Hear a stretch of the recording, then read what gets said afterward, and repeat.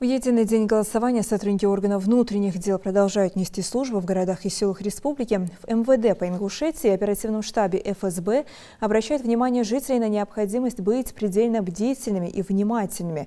При обнаружении подозрительных лиц или предметов неустановленного характера сообщать по телефонам служб экстренного реагирования, которые вы сейчас видите на экране. В этот день, как и всегда, сотрудники органов внутренних дел будут нести службу по обеспечению правопорядка на улицах наших городов и сел. В этой связи, учитывая ожидающееся значительное увеличение количества транспорта на дорогах и людей в общественных местах, МВД по Республике Ингушетия призывает граждан проявлять бдительность и осторожность при посещении общественных мест, соблюдать меры безопасности и правила дорожного движения.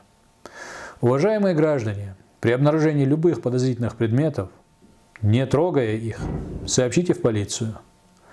Помните, что от вашего благоразумия, сдержанности и внимательности могут зависеть жизнь и здоровье ваших родных и близких.